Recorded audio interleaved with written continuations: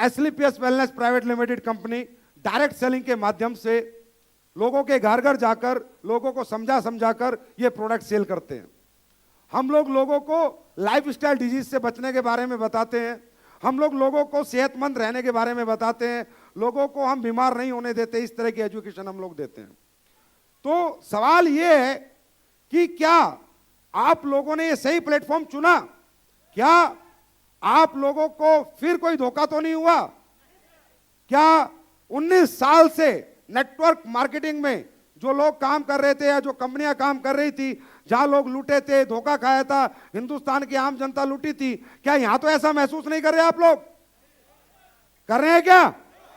दोस्तों, यही था हमारा सपना, यही था हमारा सपना।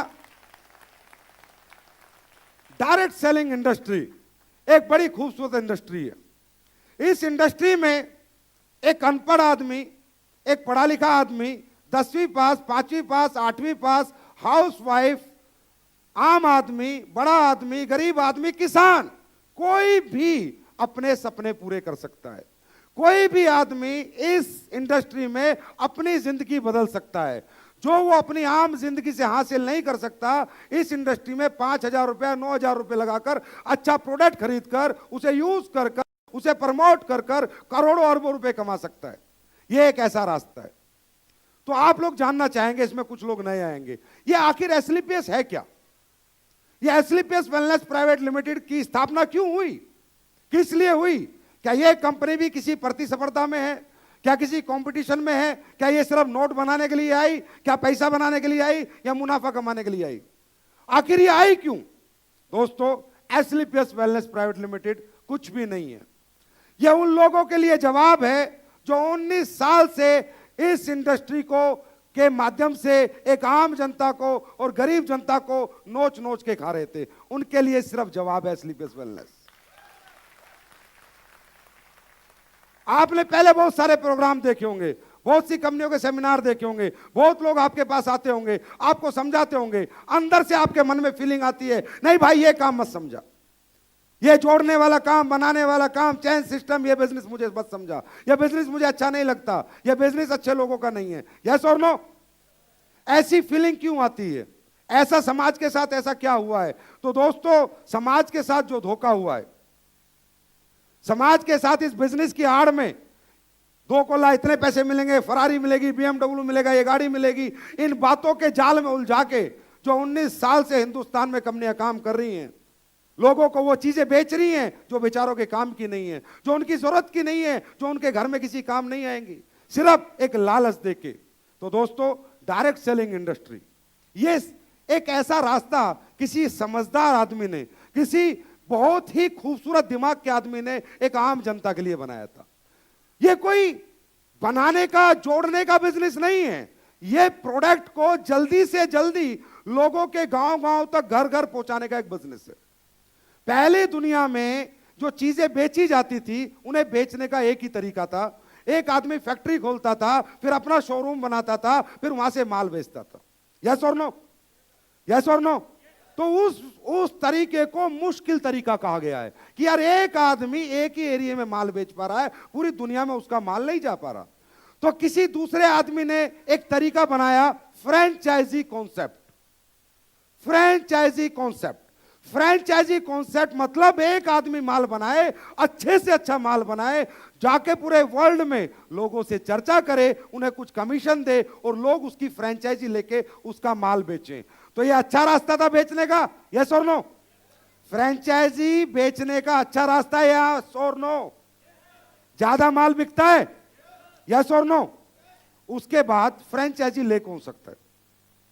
जिसके पास पैसा हो, जिसके पास समय हो, जिसके पास जगह हो। और 1 या 2 फ्रेंचाइजी हम नागपुर में मारुति की या टाटा की दे सकते हैं, लेकिन क्या लाखों फ्रेंचाइजी जा सकती है? नहीं।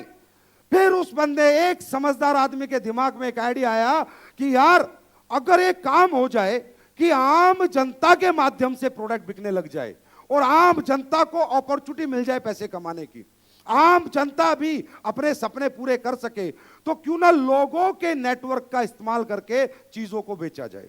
इसे कहते हैं डायरेक्ट सेलिंग। इससे क्या होगा? हर गांव में अनपढ़ आदमी, पढ़ा लिखा आदमी भी इस प्रोडक्ट को लेगा और घर घर जाके बेचेगा।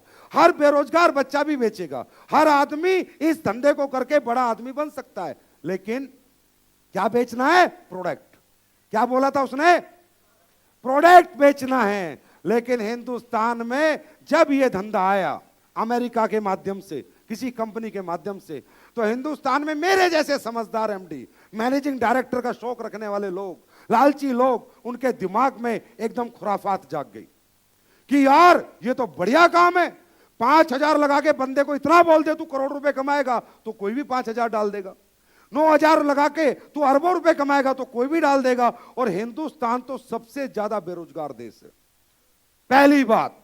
दूसरी बात, हिंदुस्तान के अंदर अनएम्प्लॉयमेंट लोग हैं और इमोशनल लोग हैं। हमारे यहाँ के भोली भाली जनता है। हमारे यहाँ मामा भांजे का, चाचा भतीजे का रिश्ता चलता है। यस और नो? हमारे यहाँ लोगों के चेहरे बिकते हैं, प्रोडक्ट नहीं बिकते। यस और नो? फेस वैल्यू बिकती है। तो इसका फायदा उठा के उन कंपनियों ने इस तरह की डायरेक्ट सेलिंग की 2 नंबर की दुकानें खोल ली।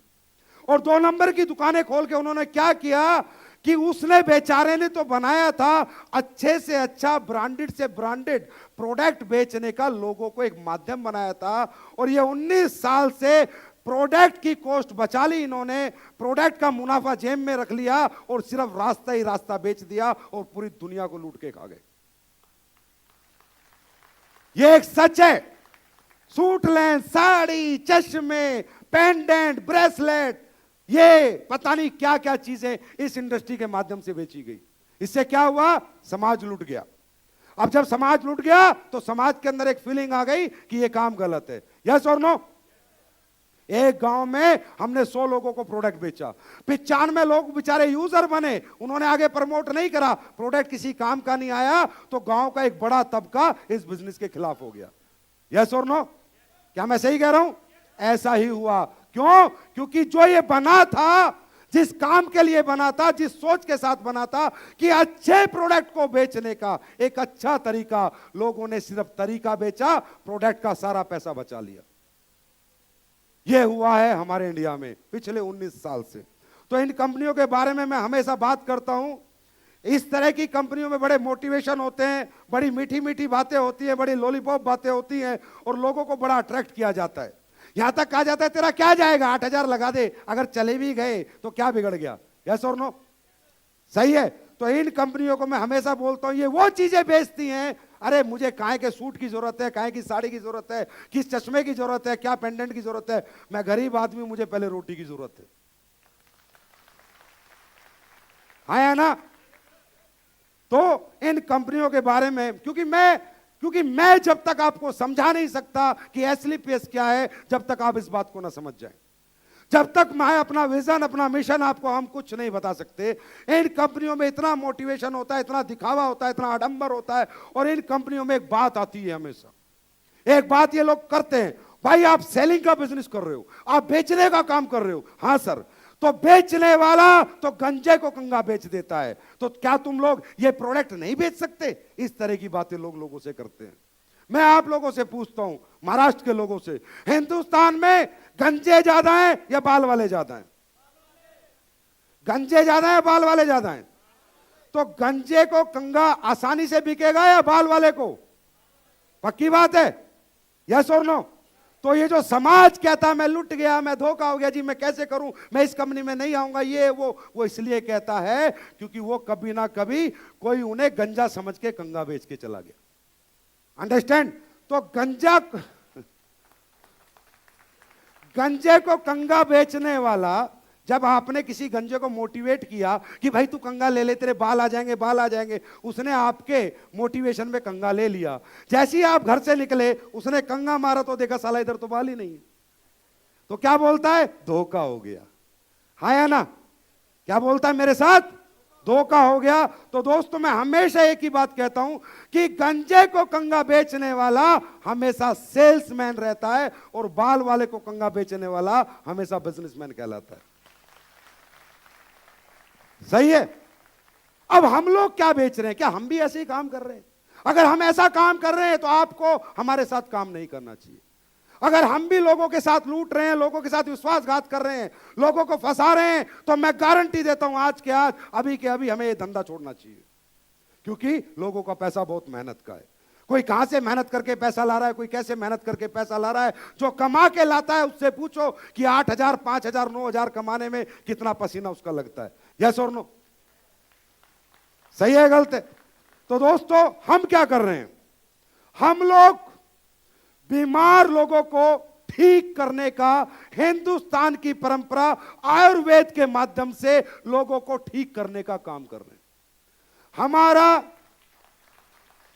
हर प्रोडक्ट किसी ना किसी बीमारी में काम करता है।